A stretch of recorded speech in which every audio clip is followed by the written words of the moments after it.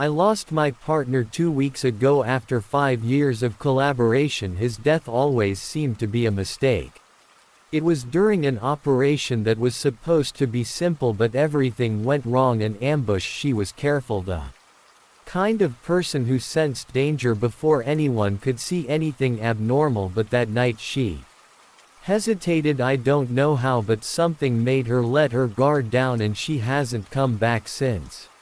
The days are empty and long. I went back to work right after the funeral, even though my colleagues said that I should take a little more time to rest, but staying at home only lengthened the days, and it was during one of those late nights without sleeping that I received the first voice message from his number. The faint sound woke me up, and the first thing I saw was his name on the screen. The logic said that it was impossible. I handed over his mobile phone to the department for forensic examination after the incident. There was no reason for his number to be active, and I knew it, but I still pressed the playback. The sound was barely audible, full of parasites, as if it had been recorded from far away. In the background I could hear a voice whispering something that sounded like my name. It was her, or at least it sounded like her voice, but it was altered, weak, almost distorted. There is a word that I managed to understand between pause and whisper. The next day I tried to rationalize what had happened. There may be a problem with the system or with a random person using the device, but the voice reasoned in my mind, accompanied by the nagging feeling that it was more that an error. The messages always continued in the middle of the night, the same whisper, the same warning. Strange and urgent trap. I was getting restless. I could barely sleep, and my mind was starting to look for explanations. I thought that maybe I had illusions after all. The grief can do strange things in people's heads. I tried to ignore it, but every new message doesn't only increased my distrust. Over the days I noticed subtle changes in my routine of small things that started to bother me. The first time was when I found my keys on the couch, even though I remembered leaving them on the kitchen table. Then other signs started to appear. The watch that I wore to work was on the floor next to the bed, but I was sure I had left it in the bathroom. Even without saying anything to anyone, the feeling of being observed was growing. Something was there, always close, and it left me on the verge of paranoia. Over time I noticed a trend in voice messages. They didn't come every day, but they appeared at strange moments right after an incident or an unexpected situation at work. A day after a system error that compromised the operation of an important folder, another message arrived. Another time it was after one of the investigators had an accident while chasing a suspect. It was as if somehow these events had something to do with the warnings I was receiving, but despite all my efforts I could not understand the logic. On the nights when I listened to the audios, the silence in the house seemed denser, heavier. The feeling of being observed was so strong that I began to avoid some parts of the apartment. There was a dark corner in the hallway between the living room and the bedroom that gave me the goosebumps. I knew that nothing would be there, but every time I passed by I felt the shadow of a kind of presence, a heaviness in the air. I couldn't see anything, but I was sure that something was there, on the edge of my vision. Every audio was some kind silent reminder. I knew I had to investigate the case, review what happened that night, but I could not move forward. There were questions that no one wanted to answer. My superiors wanted to close the case, and the few details that I remembered were blurred by the rush of the final report, but each new whisper reinforced the idea that I had missed something. On a whim I re-accessed the file of the operation that led to his death. Was risky, and anyone who caught me there could report it, but I needed to see. I flipped through every page, every image, trying to find something that made sense, a detail that I had ignored. There were small points that seemed a communication that had reached our radios at an unusual moment, but I couldn't Gathering pieces, it was as if her voice from the afterlife or wherever she happened to be trying to guide me, to warn me about something, but without clear words, without real direction. Just the continuous and insistent whisper. The more time passed, the more I realized that I could not ignore the warning. I began to have an irrational fear that something happens to me, a feeling that wouldn't go away. I checked my phone every time I heard the sound of the notification, and my heart beat faster when I saw the message. I knew that deep down the answers to what she wanted to tell me was hidden in this case, and that somehow I was the only person able to discover them. But the more I advanced, the more my mind gave into a deep fatigue, and the world around me seemed to collapse. The messages continued. At first I was still trying to follow the routine, to ignore it, to act as if nothing had happened, but it was impossible. It was as if the warning had settled in my head, reasoning in orbs with each new notification brought the same slight whisper, always with my name and the word trap. This voice seemed filled with something indefinable, something that almost sounded like despair. I tried to turn off the sound, but that didn't erase the feeling that I was being observed, that something out of my control was getting closer to more and more. It was one of those nights that I noticed something strange. I was looking at the message history on my phone, looking at the arrival times, trying to see if there was a trend. That's when I noticed that some of the sound had disappeared. I thought that maybe I had deleted them without realizing it.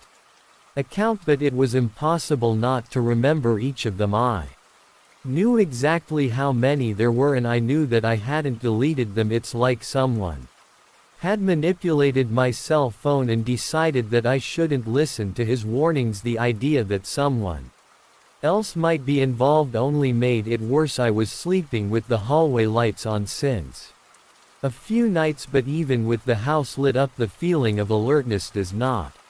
The worst moment was always the silence between the messages, an indefinite waiting interval where the slightest sound seemed like a threat. If it was just a bad joke, I would have found out, but it wasn't.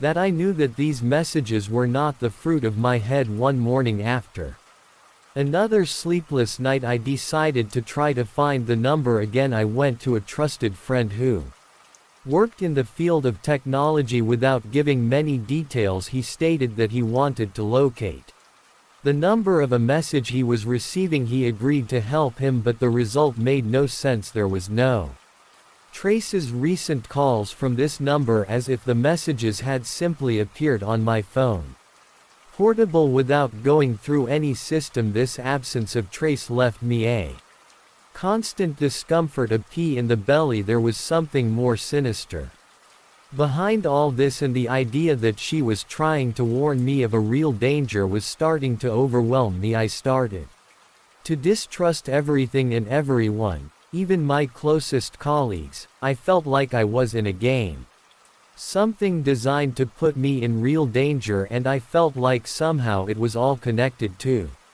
the last operation that we had performed together a few days later. Always under the impulse of understanding, I returned to the place where Marcella died. It was not easy, but it was as if something attracted me there, as if this area still contained answers. The place was abandoned, isolated. After the incident, the traces of the operation were still visible. I remembered every detail of how everything was falling apart from one moment to the next, but that night it was different. An absolute silence, broken only by the sound of my own breathing echoing in the empty space. It was while walking there that my cell phone vibrated again. The message came as a blow, and I knew I had to listen to it. The sound was different this time. The sound was clearer, as if she was closer. For the first time I could distinguish more words. She whispered with urgency, something like that I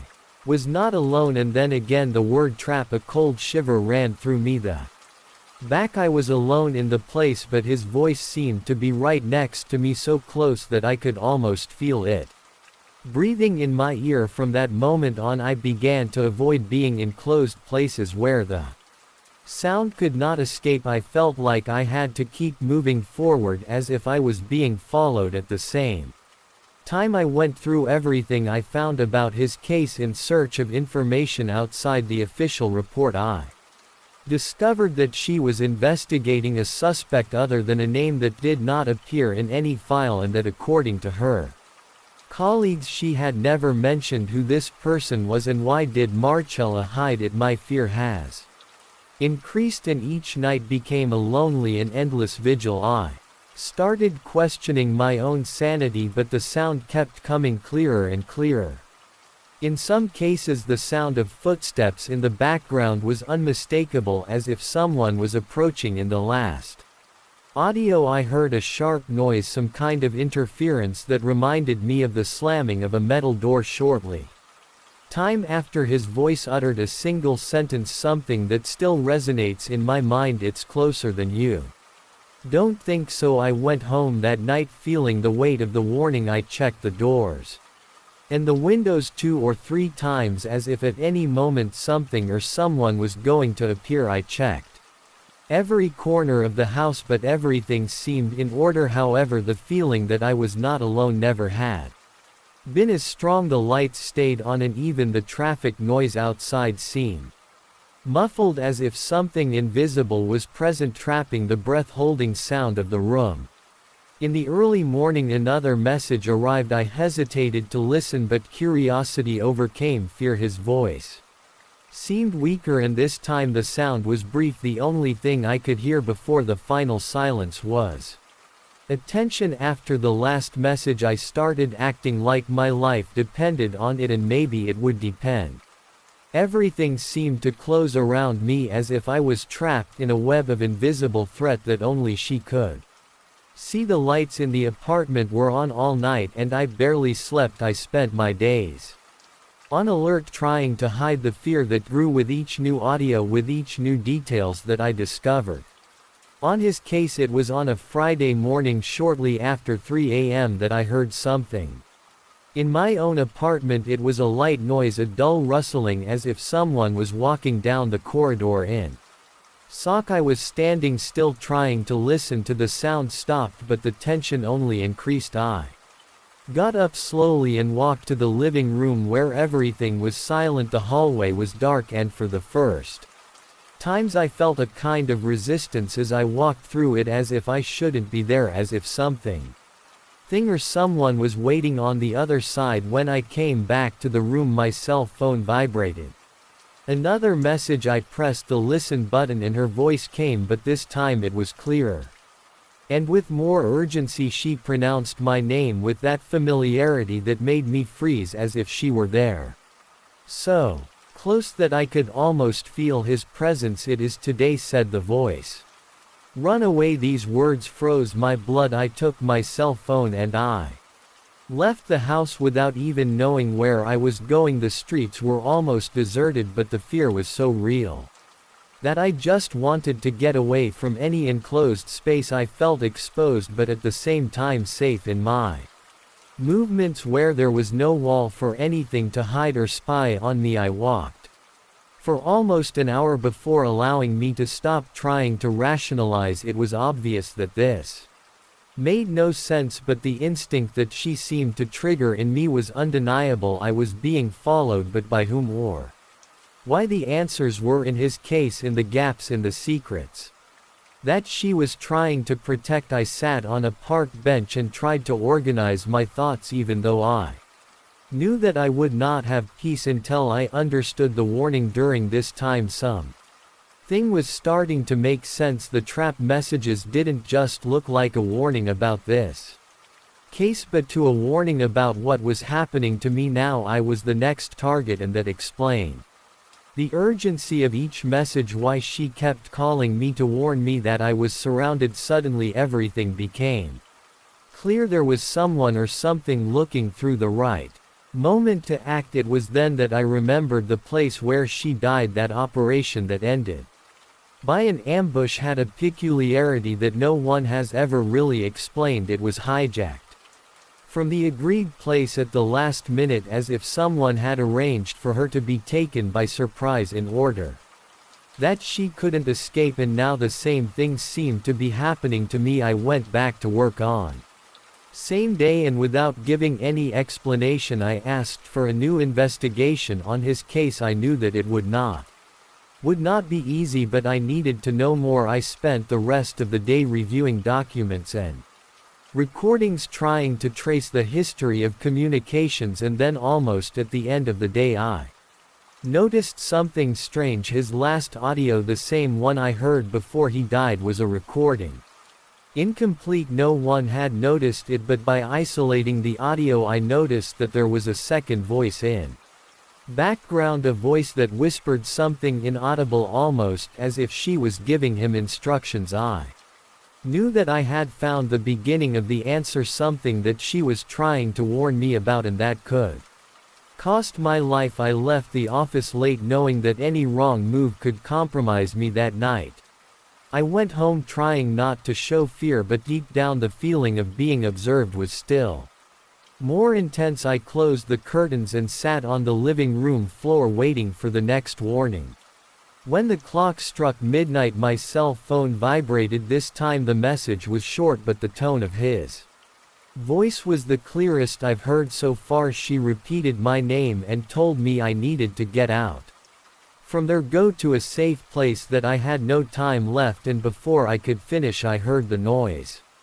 Death from a door that closed. A second later all the lights in the apartment were flashing. I raised my mobile phone, still in my hand, to try to understand what was happening. When the silence returned, I heard footsteps behind me inside the apartment itself. I knew that I was alone, but something or someone was moving in the corridor, and every step was getting closer. I didn't wait to see from whom he was about. I left the apartment and I ran up the stairs without turning around. Going down the steps, I felt my cell phone vibrate one last time. I didn't look. I didn't want to know. I continued running until the day I left the city, my job and everything related to it. In the last message, deleted before anyone saw it, there was only the echo of the same trap warning. I knew that everything what she had discovered about this case was still waiting for me somewhere, a mystery that I could not, maybe never, solve. The radio called after midnight. I was on duty at a police station in a small town, the kind place where at night time seems to stop. The operator reported an accident on an isolated road near 30 kilometers. This area was known to be dangerous, a narrow old road and full of sharp turns that few people, except in case of necessity, normally neither of us would need to go. But that night it was particularly quiet, and I decided to answer the call myself. I took the car, and in a few minutes I was out of town. The roads were deserted at night, and the only lighting came from the headlights of my car. I remember the only thing you could hear was the engine noise and the strong wind outside that seemed to reverberate through the trees that surrounded the road. The sky was dark without a moon, and the temperature had gone down. The path to the indicated area seemed to extend further and further, as if the destination was too far away. After almost 40 minutes of travel, I saw a silhouette at the far away. It was about. The crashed car stopped in the middle of the road facing the ravine. There was no one at the surroundings, no movement, just the structure of the vehicle under the dim light of my headlights. I got out of the car and I approached slowly. The first thing that caught my attention was the condition of the car. Even from a distance I could see that it was covered with dust and that the windows were at the There were no recent brake marks or any indication that anyone has been there recently. I came closer and I looked inside the vehicle. The interior was empty and dusty, with layers of dirt accumulated on the seats and the dashboard, as if no one had been sitting there since for a long time. A strange smell was floating in the air, something that I couldn't identify. I had the impression that the car had been there for years, but the radio call was recent, which had no sense. That's when I decided to check the license plate. My flashlight has illuminated the dirty numbers, and when I noted the sequence I felt strangely cold. This sign seemed to me Familiar. I radioed the dispatcher's number and waited for the silence of the road deepening around me. After a few minutes the answer arrived. The car belonged to a person missing for about 10 years, an old case that had never been solved. That name brought back vague memories of when I was still a rookie in the police. It was the kind of story that was circulating in the corridors, a disappearance that no one knew how to explain. Well, the man had left the house one night and had never returned, and all the searches ended in an absence of answer. The case was abandoned and no one talked about it again, yet now I was standing there in front of her car as if time had gone back, bringing back a piece of the past. The feeling of unease is growing. This car could not have been driven there, it had been abandoned for years. I started looking around of me, looking for recent signs, but the road was deserted, no footprints, no trace of tires. The battered dirt floor around the car showed no signs of movement, as if the vehicle had been abandoned there by invisible forces. Still inside the car, I mentally retraced my path, trying to remember if I might have missed any details. The surrounding trees were still and the wind blew only at short intervals, causing small noises that seemed to echo the darkness, and the isolation of the place only increased the feeling that something was wrong. Before returning to the when I decided to document the scene as much as possible, I took pictures of the car and the surroundings. Every detail seemed more and more impossible. When I finished, I went back to the car and left, trying to leave this strange landscape behind me, but the image of this dusty and empty car remained in my mind all the way home. The radio was silent. It was as if the silence of the road had infiltrated the communication system, leaving the frequency empty. As if something or someone had broken all connection with the rest of the world. I arrived at the police station almost 1 hour later, and the service operator looked at me with curiosity. I told her what I had found, but for some reason he avoided asking me too many questions that morning. Before finish my work cart, I opened the old folder. The photos and the details of the disappearance were located in a worn folder that seemed to have not been touched for a long time. I read the reports, the search history, but I couldn't find any clues explaining what this car was doing in the middle of this road. It was like if the case itself did not want to reveal its secrets, hiding the details in layers of uncertainty. I went home, but I couldn't sleep. I closed my eyes and saw the dark road and the abandoned car, every detail captured in my mind. The next morning I returned to the police station, still thinking about the car. I couldn't get rid of the dust accumulated on the seats from the heavy air, and motionless inside the vehicle, as if time had frozen there. The service colleagues seemed busier with other things, so I decided not to mention anything else about what I had seen. I went back to the file, and this time I looked for details that might have been missing the day before. I discovered that the missing man, whose prefers not to repeat the name, was a common character in the city. He had no known enemies nor involvement in suspicious activities. He was married and led a peaceful. His wife reported him missing when he had not returned home after a trip of work that should have lasted only a few hours. Research was carried out for days, but there had no trace of him or the car or any clues that could lead to any way out. I noticed that his last recorded position was precisely on the road where I had found the car. It was not a common place, and no one knew for sure why he chose this route at the time. The road was crossing a vast and ancient forest, an isolated place where traffic was rare, especially at night. According to the report, some witnesses said they saw the car pass by, but none of them could remember the exact time.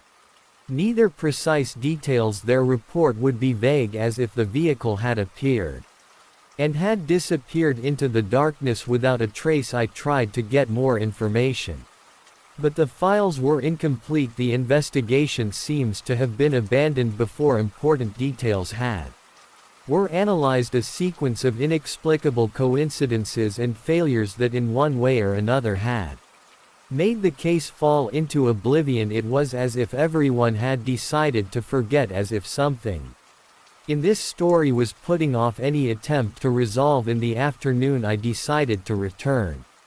At the scene of the accident I am not sure what I expected to find, but I had to be sure that it was not simply a mistake, an illusion caused by fatigue. On arrival I noticed that the car was still in the same place, motionless and covered with the same thick layer of dust. It looked as if no one had never touched it. I calmly searched the inside of the vehicle, but I found no evidence of who could have left it there, nor who had made the emergency call. When I realized it, the sun was setting. Already the light began to disperse between the trees, leaving the road darker and darker. I was preparing to go back, but something was still holding me back. I decided to walk a few meters further by, examining the ground around me and observing any signs that could explain the sudden appearance of the car. At a few steps away I found something unusual, a slightly faded imprint that seemed to have been made recently, but she was alone, without any other mark around a single step, without origin or direction. The discomfort intensified. I looked around and realized that in the dim light the road seemed bigger, emptier than it was in the morning. The silence was almost total, with the exception of the wind, which blew weak and constant, bringing dry leaves on the ground. The air was quiet, as if the slightest noise was absorbed by the density of the forest. I had the impression that something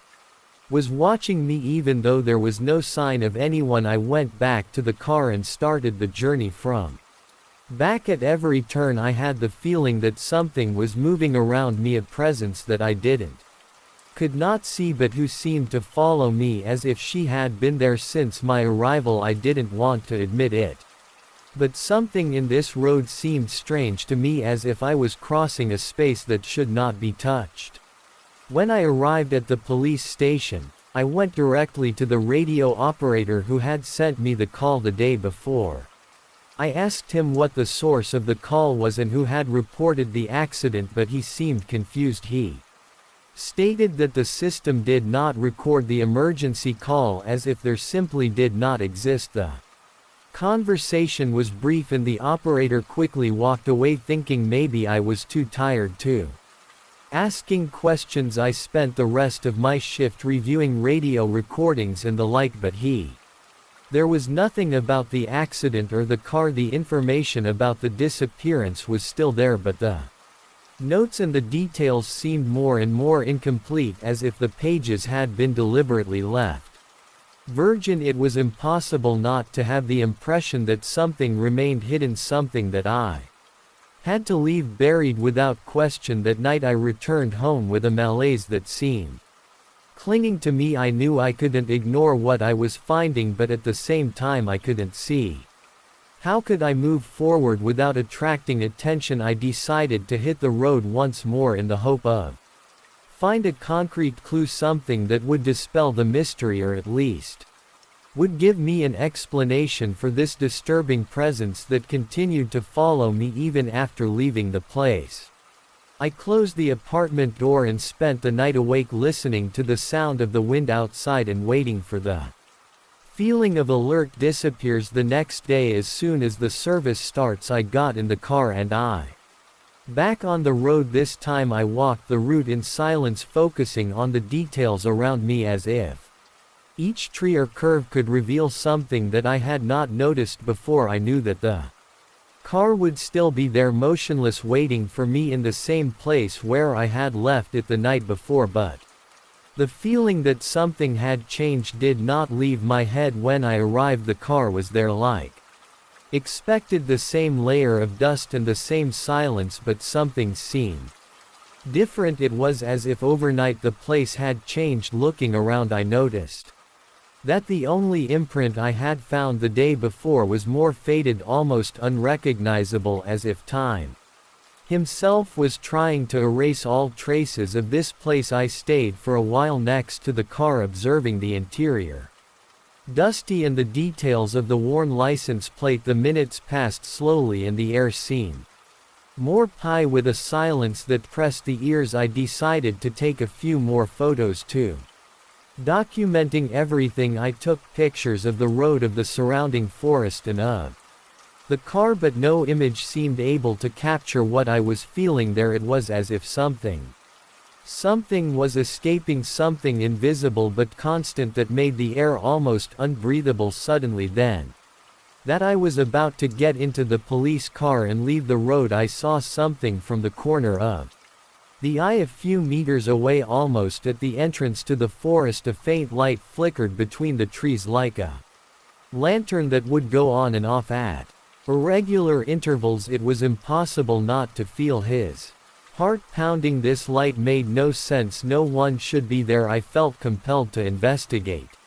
Even though I knew that I might be crossing a dangerous line, I walked towards the light in steps by, avoiding branches and roots at every step. The noise of the environment seemed to decrease until the only noise be the sound of dry leaves cracking under my feet. When I got to the point where the light was flashing, I noticed something strange. There was no flashlight or light source. The place was empty, just the heavy silence and the feeling of being observed. I stood there for a few more minutes trying to understand what had just happened. The wind began to blow, bringing a strong smell of earth and leaf, an odor that seemed to come from a very distant place. Suddenly something made me turn back to the car for a reason that I could not explain. I had the impression that the vehicle had become a kind of point, anchoring in this place, as if it were stuck between two realities. I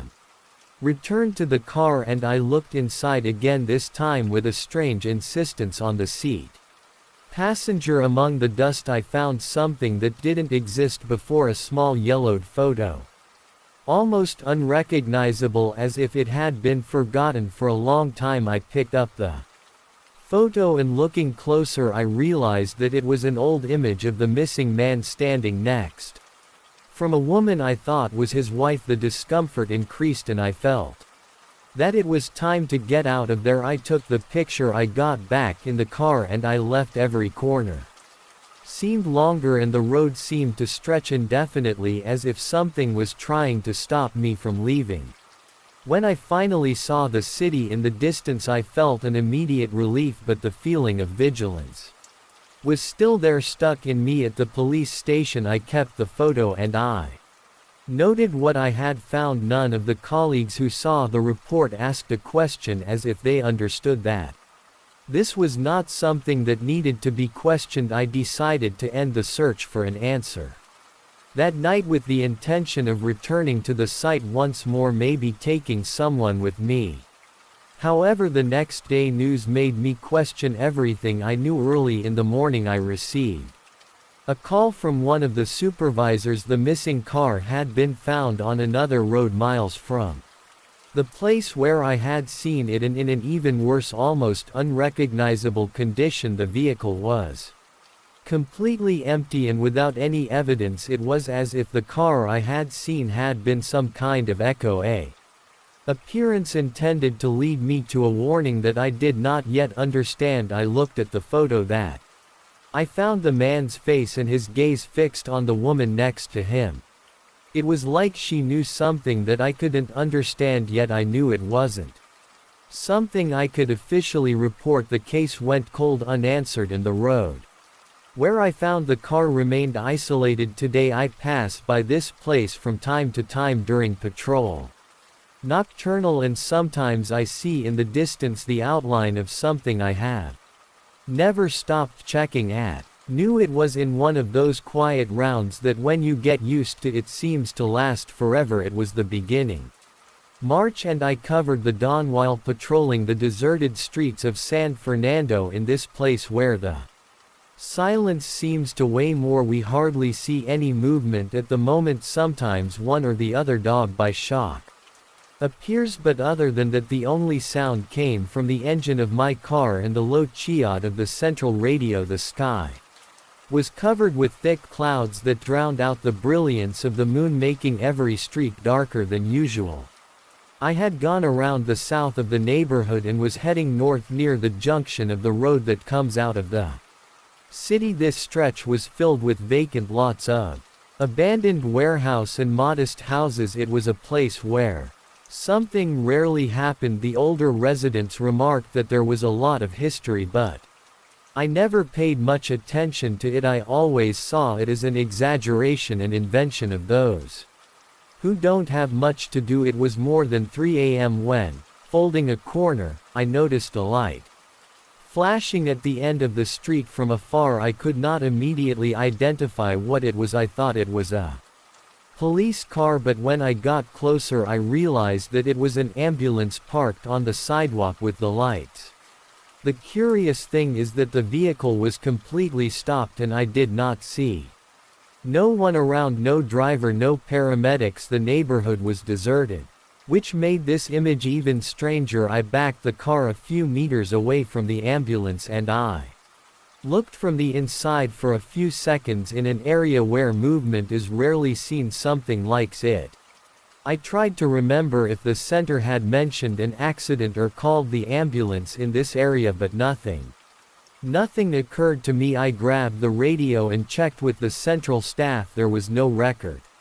Urgently that night I decided to check what was going on. I got out of the car and firmly closed the door, listening to the faint light of my own step on the sidewalk. The ambulance had its back doors closed and the windows were small, so could not see inside. When approaching the driver's door, the low sound of the engine stood out in the silence. It was a constant but weak tinnitus, as if the vehicle had been there for some time already. Passing the battery over the edge, I touched the door handle and I felt it cold and wet. Something made me restless. It was as if the vehicle had been abandoned, but it made no sense to leave such an ambulance, especially with the lights. I carefully opened the driver's door and as soon as the door opened the siren sounded. Alone, breaking the silence of dawn with a clear accident, I retreated, the fort noise echoing on the walls of the houses around and disappearing in the distance. I looked around, waiting for someone appears in the window of one of the houses, but the lights were still faded. The noise does not seem to have awakened no one. I took a deep breath and I went back to the side of the open door, trying to figure out what had happened. I needed to disable this. So I climbed the ambulance and searched the siren button on the panel, but it didn't seem work. I tested the other buttons but nothing responded. Strange, because everything indicated that the ambulance was still working, but the control system seemed to have locked it. While I noticed something that made my hand freeze on the wheel. There were dry and dark spots scattered in small dots. I looked closely and saw that they were spots of already dried blood impregnated in the texture of the steering wheel and part of the panel. They were discreet, but they were there, confirming that something unusual had happened. I also noticed that the seat was a bit spent and the floor was slightly dirty, as if someone had been in a hurry leaving the vehicle in its condition. I tried to look for a document first to understand where this ambulance comes from. I checked the panel and the glove compartment, but I didn't find no roll. The only thing I saw was an old reception desk of a wrinkled medical department in the corner of the panel with a date from the previous year. It did not seem to me that the ambulance was regularly useful. Even more, without documents. I checked the radio again, but at Central they were still without information about the presence of ambulance in this area. That evening I left the vehicle to inspect the back. If there had blood marks in front, there may be another clue. In the service area around the street was still silent, the ambulance lights reflecting on the walls and casting red shadows through the windows. Closed houses with a growing feeling of discomfort. I went to the back door and tried to open. She didn't move. I pulled one more time and realized I was locked. I was about to going back to my car to call for reinforcements when I felt a sudden cold breeze to cross the street. It was an unusual cold because until then the night was calm with no wind. For a while I had the impression To hear a muffled sound from inside the ambulance like a distant moan, but when I was trying to hear more carefully the sound stopped. I looked around and I realized that there was no one there nor a living soul in the neighboring houses, only me and this ambulance with the pulsing red lights in the void. I straightened the radio on my shoulder and reported the situation. I asked them to check any history of the use of ambulances in this area and send someone to help me investigate. While waiting for the answer, I continued next to the ambulance, looking around me to make sure that there was nothing weird, but the discomfort did not leave me. The feeling of being observed was intensified, and even though I knew I was alone, I couldn't get rid of that impression. It was as if something was there, hiding behind the shadows of the houses or the alleys. The central office replied that there was no registration of ambulances in service in this area since last week, which has fact that increased the strangeness of the situation. He asked me to wait for support to arrive. I was standing next to the ambulance, listening to the low noise of the engine and the distant echo of the siren still looping. This waiting next to the ambulance began to seem endless. While I was waiting for the arrival of support, I felt more and more discomfort, as if dawn was closing around me. The cold air was denser and the hum of the engine. The ambulance seemed to be gaining an ominous, almost hypnotic rhythm. The red lights were flashing, casting shadows distorted on the deserted street and on the facades of the closed houses. The siren remained on the same big and repetitive, as if he were there to break the silence at all costs, invading the space and time of this ob. I started to observe the ambulance more carefully, trying to understand what was before me. She seemed to be an older model, more worn out than those that we were used to seeing in service in the city. Looked like a vehicle that was not used frequently, or at least not in good condition. I was wondering why she was there, stopped in the middle of a practically uninhabited area and without a record of calling. The little details were added, giving a disconcerting look.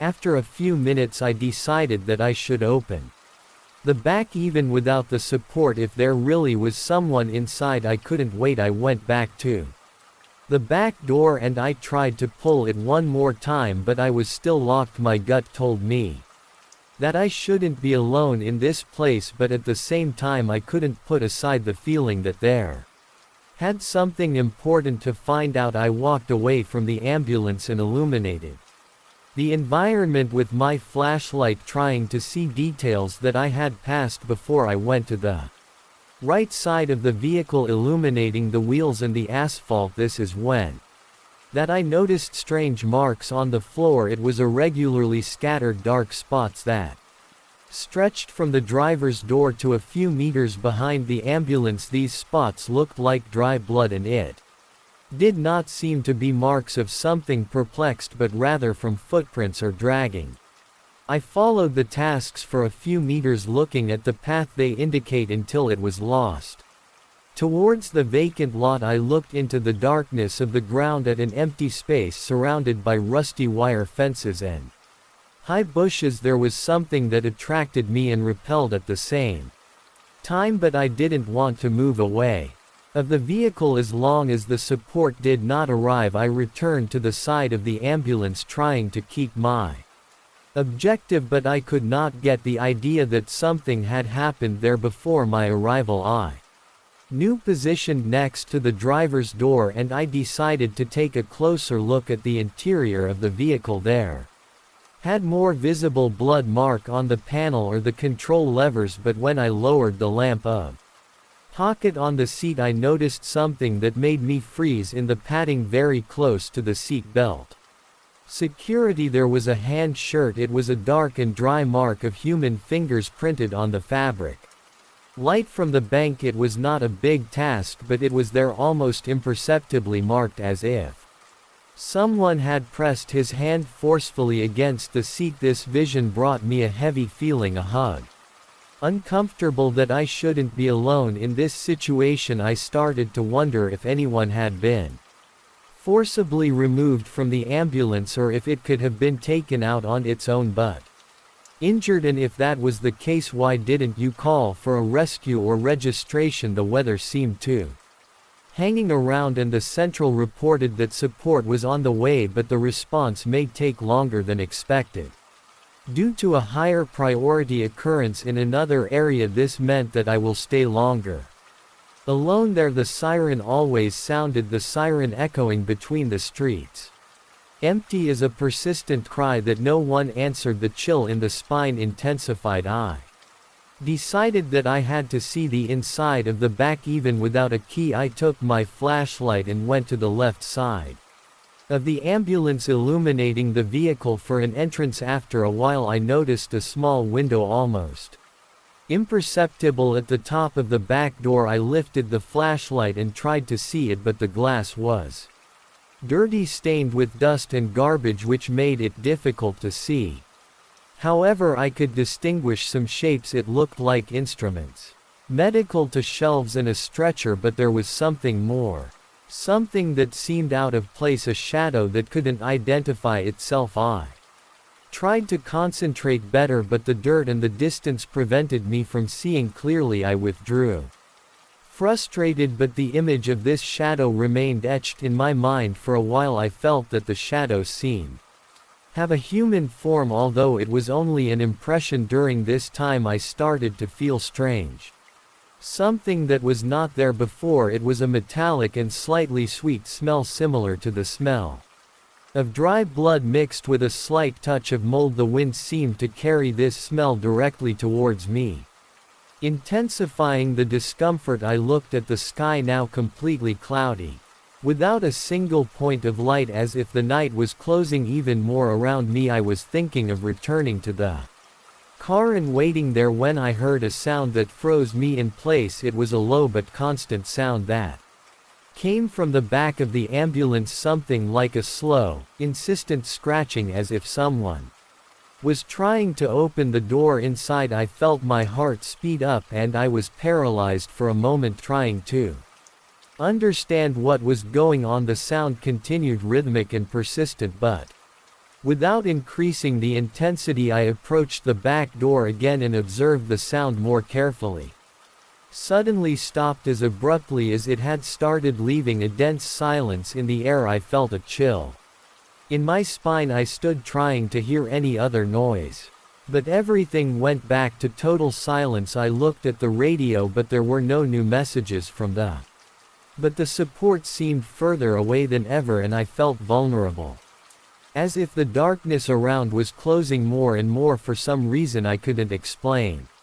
The idea of getting into the ambulance by myself terrified me. Even so, I forced myself to keep control. I knew it was just my mind trying to fill in the gaps of the unknown with irrational fears. Finally, I went back to my car, but I didn't take my eyes off the ambulance. I stood there, standing next to the driver's door with the flashlight so as not to attract attention. In this disturbing silence I waited, trying to ignore the thrill that did not leave me. The dawn seemed denser and heavier as time, and I stayed by the car without moving away from the ambulance, waiting for the support, which according to the radio would take a few more minutes to arrive. The feeling of restlessness seemed to increase, as if the silence carried something wrong, an absence that I couldn't explain. The ambulance siren finally stopped, as if it had deactivated on its own, which makes the air stuffy and denser. I started looking at it again, the environment in search of a movement, but the neighborhood was completely deserted. The houses, the vacant lots and poorly lit streets formed a scenario where even the smallest noise seemed to have a disproportionate weight. I looked back at the ambulance, which has now remained silent. Something in this immobility disturbed me deeply, as if the vehicle was there for a purpose that I did not understand. Approached the back door again. I felt a wave of hesitation, but I forced myself to. Ignoring him, I put my hand on the doorknob and with some effort I managed to rotate it. The door is carried and finally opened. Inside, the vision was even more disturbing than I expected. The stretcher was stained with a dry blood mark scattered in a disorderly way through the white fabric.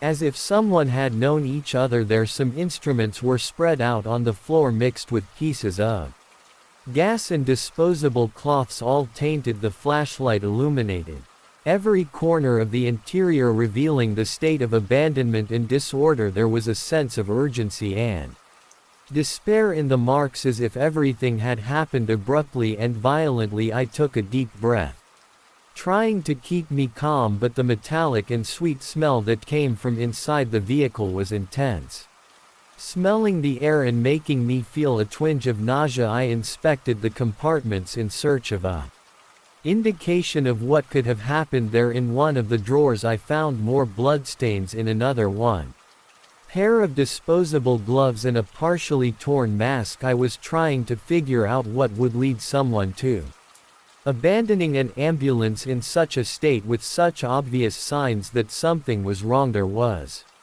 a story there in the marks, in trouble, but nothing made sense. That's when I heard a walking noise behind me. I turned quickly, but I didn't see anyone alone. The echo of my own movement is dissipating in the air. My heart sped up and I felt the icy blood.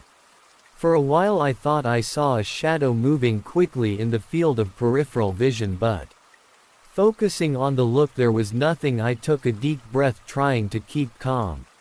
But the feeling that there was someone around persisted. It was as if the air around me was more cold, more slowly loaded. I looked back at the ambulance, trying to staying focused on work and ignoring the growing discomfort. I decided to check the bottom of the stretcher, where sometimes the paramedics hold supplies or equipment. I got down and illuminated the area with the flashlight. That's when I noticed a detail that had gone unnoticed: a small bag, black, stuck between the stretcher support and the ground. I took the bag carefully, slowly opening the zipper. Inside was an identity wallet and a badge. The identity was stained but still legible. It belonged to a man named Javier Castro, paramedic. On face in the photo looked young, but the look was empty, almost disturbing. Parallel to the identity there was a wrinkled notepad and a few loose sheets with scribbled letters that were difficult to